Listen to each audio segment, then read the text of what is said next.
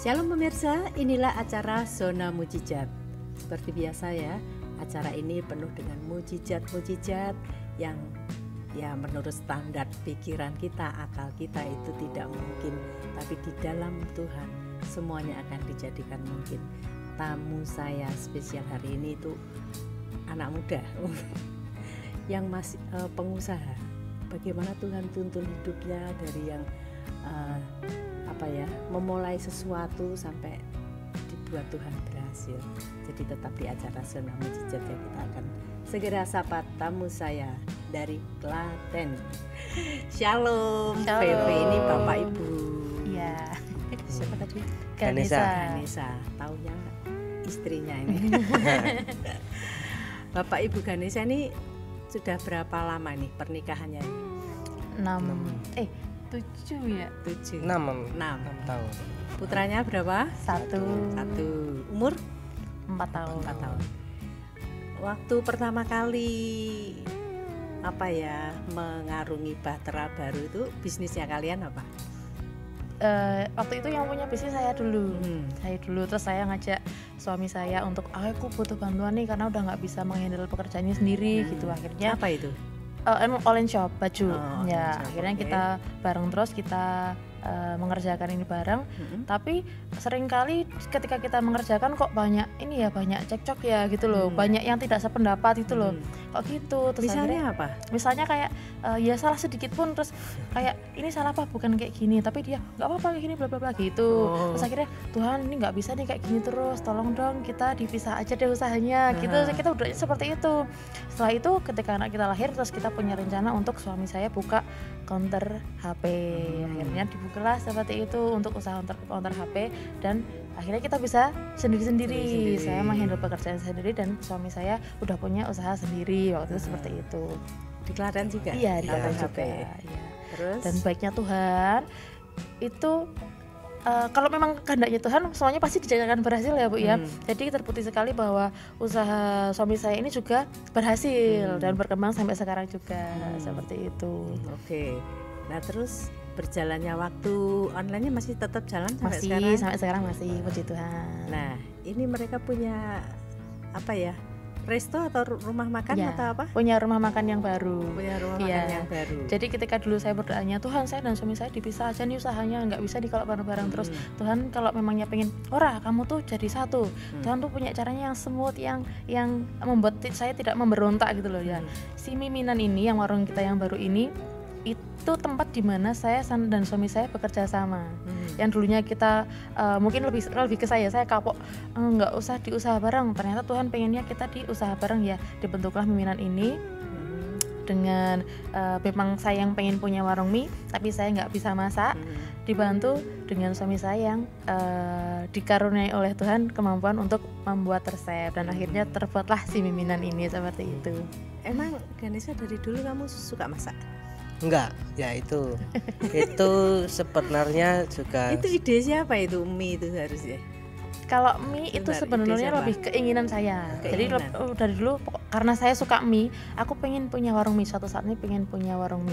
Nah, jadi itu udah keinginan lama. Tapi tidak yang terlalu dikejar banget gitu loh. Tapi karena kita juga nurut sama Tuhan, tapi karena Tuhan ini waktunya untuk kamu punya warung mie mungkin seperti itu. Jadi kita lebih fokusnya tahun lalu itu untuk benar-benar. Atau impian itu pernah hilang? Atau memang belum terpikirkan lebih jauh untuk kita mau buat di tahun ini. Kita tidak terpikirkan sampai sejauh itu gitu loh Bu. Jadi jalannya ya nurut sama Tuhan gitu aja lah menurut saya. Tiba-tiba kok bisa disatukan dengan mie itu gimana? Ya bingung juga ya. Waktu itu saya buka tapi saya ngajak teman. Saya tuh ngajak teman untuk bikin resep seperti itu karena memang prinsip saya nggak mau bisa sampai berdebat sama suami hanya karena sebuah usaha gitu loh. Jadi saya mementingkan hubungan saya sama suami, tapi ya udah kita usahanya sendiri-sendiri aja gitu. Akhirnya terus saya ngajak teman, tapi kok dia nggak berhasil ya untuk bikin resepnya dan udah beberapa bulan kok gitu-gitu aja ya, nggak ada perkembangan. Gemes nih suami saya, wes tak bikin resepnya aja ya wes oke. Cuman dibikin selama 1 bulan kalau nggak salah, 1 bulan udah dapat dan kita cocok dengan resepnya. Ya udah akhirnya saya nggak jadi pakai yang teman saya itu. Akhirnya suami saya yang bikin resep dan sebagainya, saya yang pick ke manajemennya kayak gitu. Lah Ganesha ini kan emang kan nggak pernah masak katanya. Itu bisanya masak gitu gimana? Ya itu berkat doa sebenarnya ya. Jadi pada saat kita mau memulai membuka usaha itu tuh kita kan berdoa untuk menyerahkan usaha kami itu kepada Tuhan. Jadi apapun yang terjadi, mau berhasil atau tidak, kami meyakini itu adalah yang sudah dikehendaki Tuhan. Kalaupun tidak ya berarti memang Tuhan menghendaki itu, dan pastinya nanti akan diberikan jalan yang lebih baik. Nah, Ganesha ini emang kamu pandai bikin mie? Udah pernah? Belum, saya masak itu malah nggak pernah ya. Jadi kalau masak itu paling ya cuma telur instan atau nasi goreng pun juga nggak enak. Tetapi ya itu adalah kebesaran Tuhan ya. Pada saat kita mau membuka itu kita tuh berdoa untuk menyerahkan usaha ini kepada Tuhan. Dan ternyata kalau kita menyerahkan usaha itu kepada Tuhan, Tuhan itu juga ikut dan turut bekerja. Dari mulai nol sampai nanti pasti Tuhan juga akan terus bekerja. Jadi saya itu kayak diberikan sama Tuhan itu hikmat pengetahuan tentang memasak gitu. Jadi ya bukan kok langsung saya bisa ujuk-ujuk memasak, enggak, tetapi saya jadi belajar dari Google, dari YouTube, dari mana-mana. Nggak ada yang mengajari, nggak ada yang mementori kita memasak. Tetapi pada saat saya belajar dari Google, membaca atau melihat video itu kayak cepet nangkep gitu loh. Nah itu menurut saya itu adalah memang hikmat yang diberikan Tuhan ya. Jadi memasak itu kayak lancar gitu, kayak lancar gitu, dan hasilnya pun juga bagus. Kalau menurut saya lebih enak dari yang temannya istri saya yang bikin itu. Dan kan saya kan sebelum mau menjual kan ya juga udah tes food ya dari teman-teman, dari 12 orang yang saya kasih sampel makanan, ternyata bilangnya enak sekali gitu toh. Ya udah saya jadi percaya diri juga, ya udah bikin semua. Jadi semuanya ya resepnya saya sendiri yang bikin, dari mulai bumbu, mie dan lain-lain saya sendiri. Nah itu menurut saya memang luar biasa, Tuhan menjawab doa itu dengan berbagai cara. Jadi ya itu Tuhan memberikan jawaban doa itu melalui hikmatnya itu.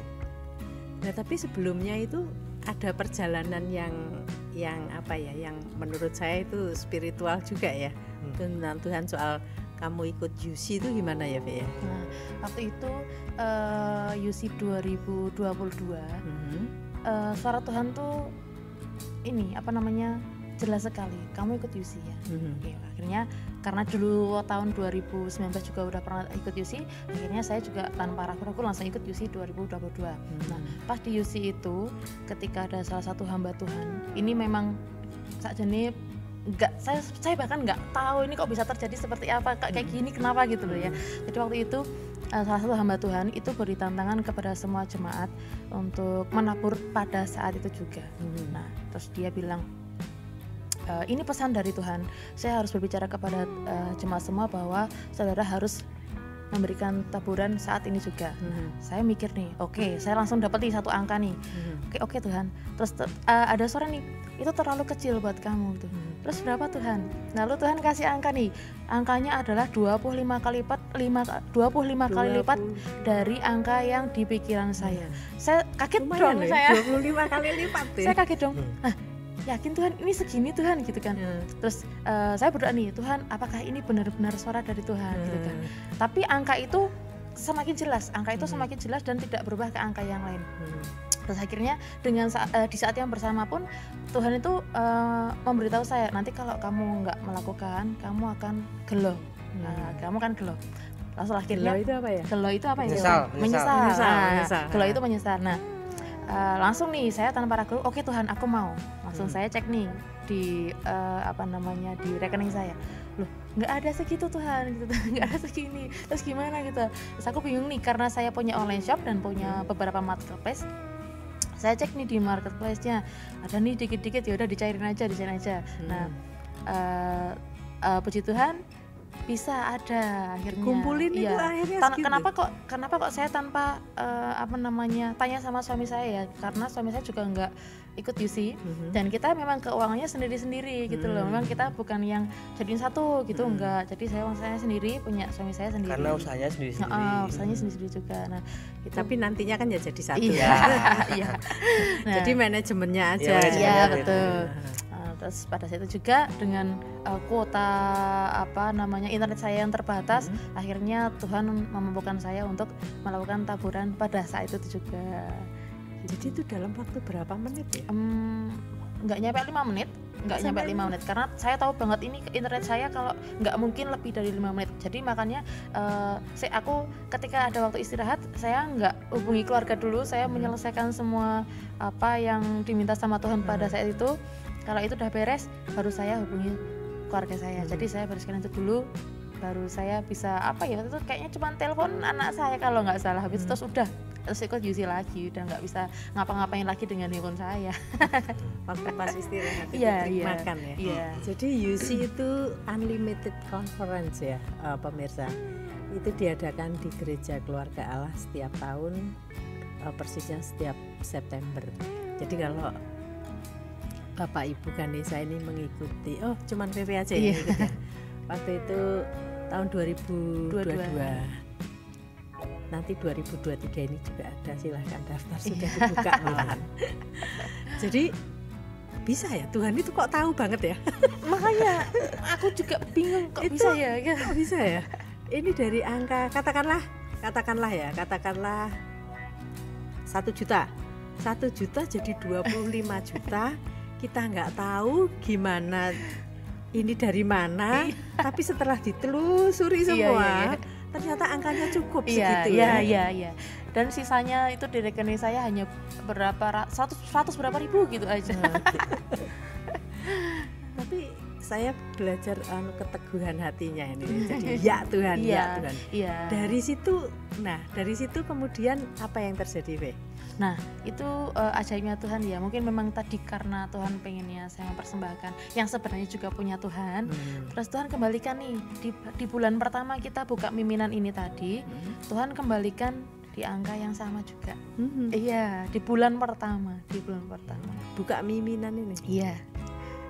Puji Tuhan. Dan itu juga melebihi ekspektasi kami ya, yang awalnya secara perhitungan manusia paling ini omsetnya paling segini, paling segini gitu. Ternyata nggak seperti itu, ternyata hasilnya jauh 5-10 kali lipat dari perkiraan kita. Makanya kalau Tuhan menghendaki itu nggak bisa kita pikir sama pikiran manusia, karena pikiran Tuhan itu nggak seperti kita, nggak nyandak gitu kan kita. Yang penting taat ya. Iya. Taat berdasarkan hikmat juga seperti itu kemarin tadi istri yang bilang itu kan, itu ya juga bukan karena pikiran PP sendiri, itu memang hikmat yang diberikan Tuhan untuk berkata untuk ayo berikan 25 kali yang seperti itu.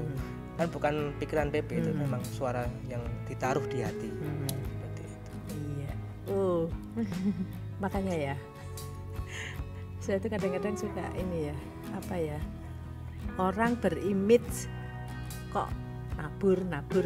Kadang orang itu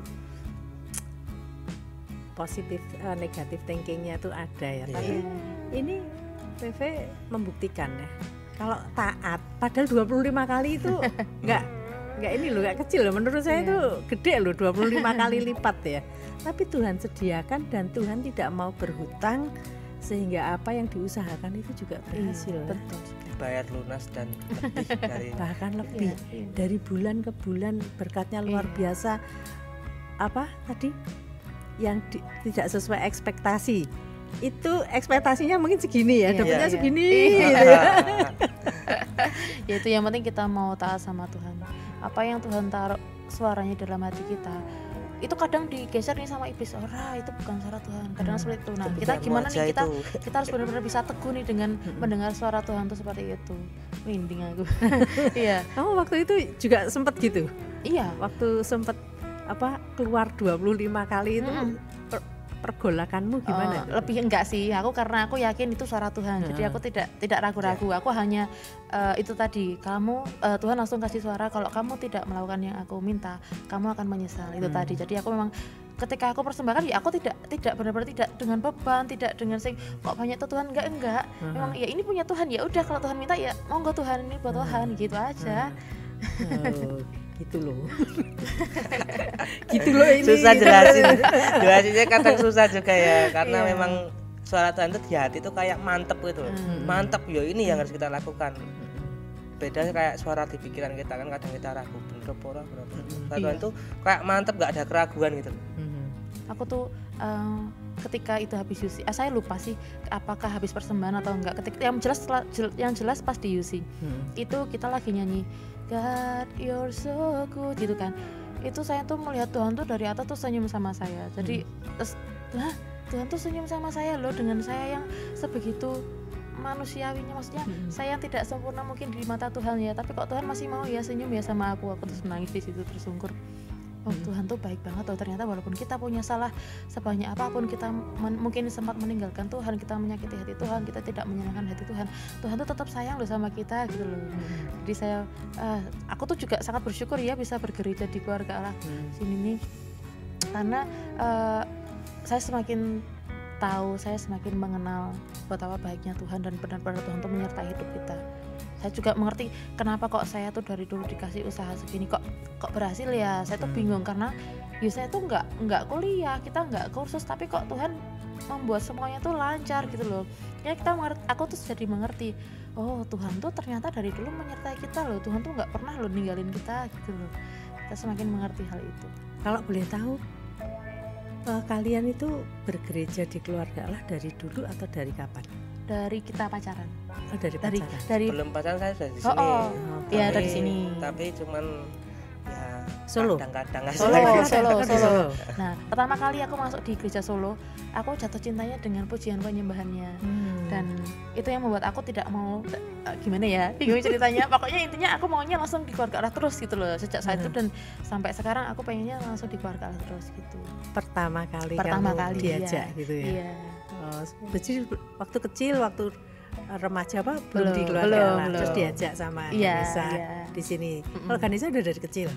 Enggak sih, ya sudah pas remaja, tapi memang pergaulan remaja tahu sendiri ya.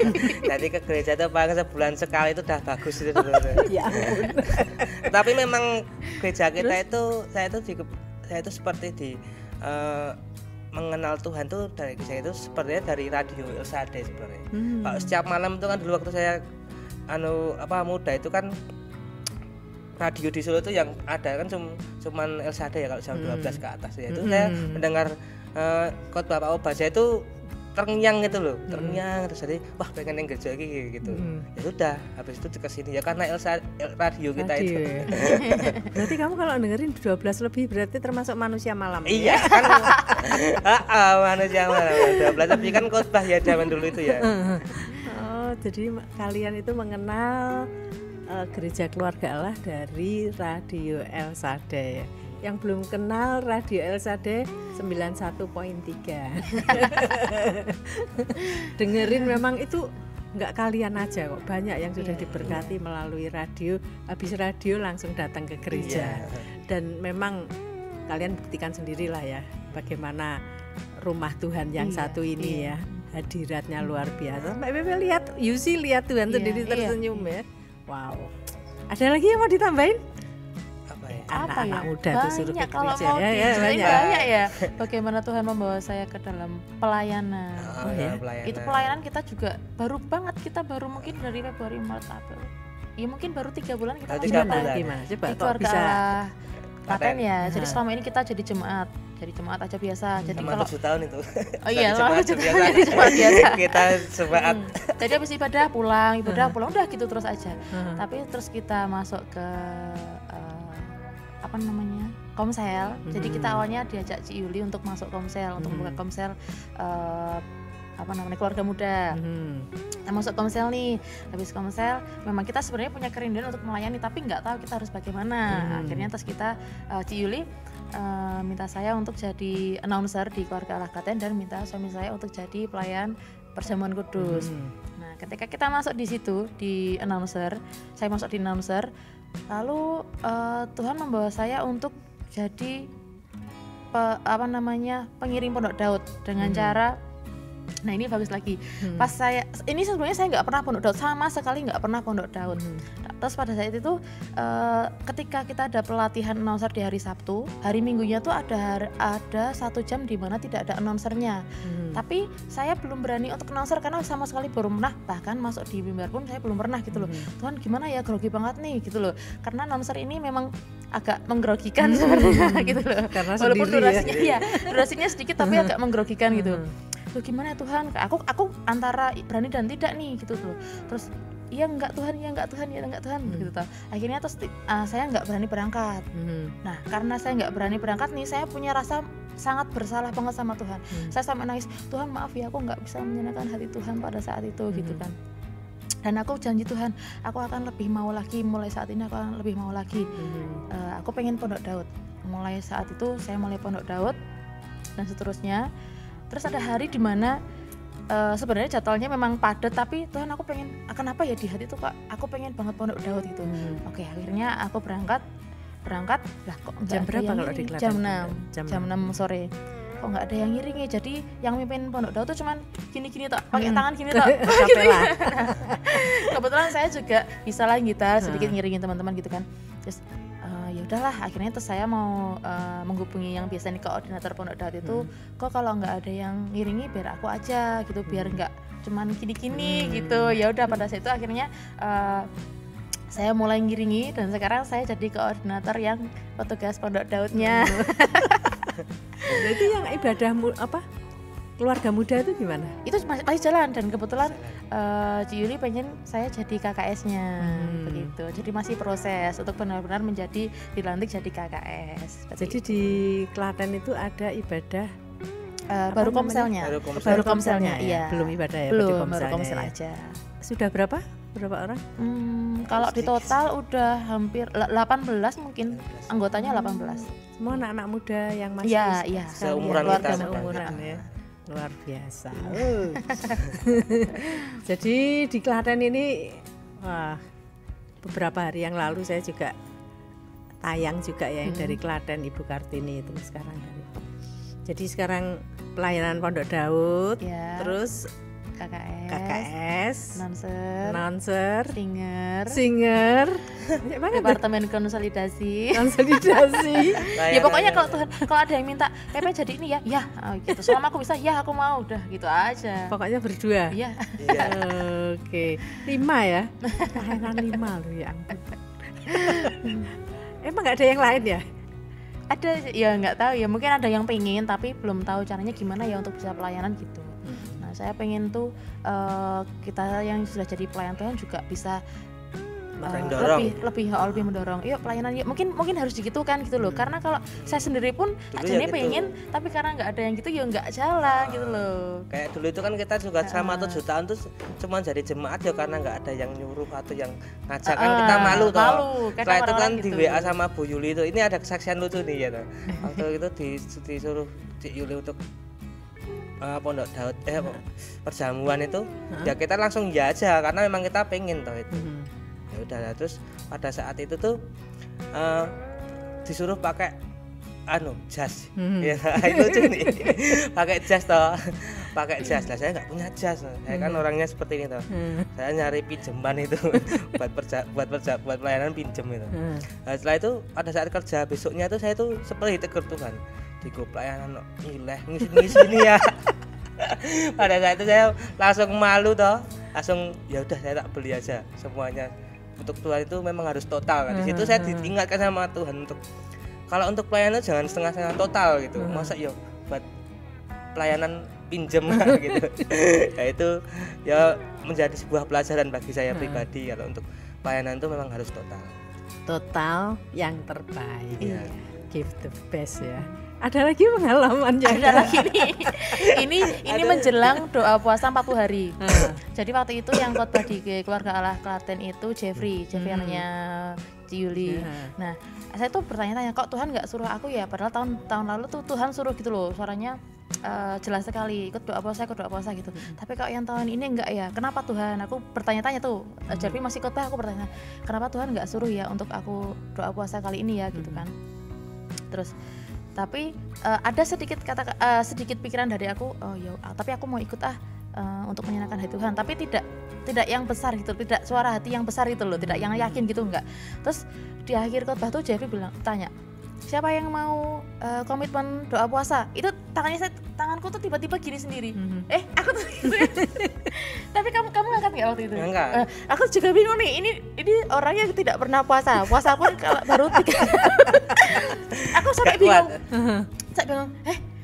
Kok ngangkat gitu loh. Oh, berarti Tuhan suruh nih. Tuhan berarti punya caranya caranya tuh berbeda-beda untuk menyuruh kita. Misalnya punya Tuhan nyuruh apa, caranya beda-beda. Kalau yang tahun lalu mungkin dengan suara hati yang suara Tuhan yang jelas, oke, aku tahu. Tapi untuk kali ini benar-benar dengan gerakan yang aku mau komitmen itu tadi. Oke, Tuhan berarti Tuhan suruh, ya udah aku akhirnya tuh oke, aku mau gitu. Untuk lebih yakin lagi. Kok bisa angkat tangan juga? Ya itu refleks aja lah. Iya, gitu. Tapi kamu doa puasa beneran? Ya memang masih bolong-bolong sih. Ya intinya masih punya mau dan usaha ya. Karena belum pernah doa puasa atau saya, jadi kayak masih belajar gitu loh, masih belajar untuk puasa juga. Nggak apa-apa, yang penting kan kamu mau kan doa puasa. Kocak juga ini sama anak muda nih. Saya jadi ikut muda. Kesannya malah lucu ini kita. Oke, kayaknya waktunya sudah nggak cukup lagi. Luar biasa nih anak-anak muda diangkat Tuhan ya. Dari nggak bisa apa-apa akhirnya bisa melayani Pondok Daud, bisa KKS, bisa singer, bisa apa lagi Fe? Announcer. Yang penting tadi lu pengalaman sampai ketemu Tuhan di rumah Tuhan ya. Ajak tuh anak-anak muda ke rumah Tuhan sebelum kita ngakhiri. Gimana Fe? Mungkin pesan saya untuk teman-teman itu, mari bergabung dalam kelompok sel, karena memang kelompok sel itu akan mempertemukan kita kepada keluarga-keluarga baru yang lebih erat dari keluarga biologis kita sendiri, bisa menopang dalam doa, atau bisa pada saat kita kesusahan bisa menjadi teman kita bercerita. Dan kalau kita hanya berdoa pas hari Minggu aja itu kayak kurang nih, ibadah cuma hari Minggu itu kayak kurang. Jadi memang harus ada komsel, ada Pondok Daud, itu mungkin seminggu 3 kali itu minimal bagi saya, supaya hubungan kita dengan Tuhan itu bisa dekat. Jadi apa yang dikehendaki Tuhan itu kita bisa meresponi, kita bisa peka untuk oh ini yang diperintahkan, oh ini yang diinginkan. Karena kalau cuma 1 minggu sekali saya rasa kurang banget. Jadi komsel, Pondok Daud itu sangat-sangat penting untuk menumbuhkan kerohanian kita. Oke. Pepe ada mau nambahan? Kalau dari aku, kita lebih bisa mengasihi Tuhan aja. Jadi kita jangan terlalu egois dengan selalu maunya kita, tapi kita harus benar-benar mengutamakan Tuhan dulu. Apa yang Tuhan mau, apa yang membuat Tuhan seneng, kita lakukan dulu itulah, gitu aja. Oke. Terima kasih sudah ke Solo. Ya, sama-sama. Kapan-kapan mampir ke Miminan, namanya Miminan, lucu loh. Itu nama dari mana itu Miminan tuh? Dari saya sendiri tidak tahu, pokoknya kepikirannya Miminan gitu aja. Simple. Iya. Padahal mie beneran loh. Namanya Miminan. Oke pemirsa, sampai di sini ya acara Zona Mujizat untuk kali ini. Kita sudah belajar banyak ya bagaimana anak muda yang mau belajar lah ya, dari nggak bisa apa-apa akhirnya bisa, Tuhan mampukan, hidupnya jadi berkat. Nah ini hidupnya jadi berkat, jadi terang untuk sesamanya. Jadi dan satu lagi, apa yang Tuhan perintahkan dalam hidupnya ditaati, sehingga tidak akan kekurangan satu apapun. Sampai hal materi pun Tuhan sediakan. Cari dulu kerajaan Allah dan kebenarannya, cari perkara yang di atas, maka yang di bawah pasti Tuhan cukupkan. Jadi sekali lagi saya juga undang Anda untuk mari datang ke rumah Tuhan. Di rumah Tuhan itu banyak mujizat. Karena apa? Karena ada rema yang bisa kita lakukan, ada kekuatan, ada yang ilahi itu yang kita dapatkan, yang itu tidak kita temukan di tempat lain kecuali di rumah Tuhan. Ya, oke, saya tunggu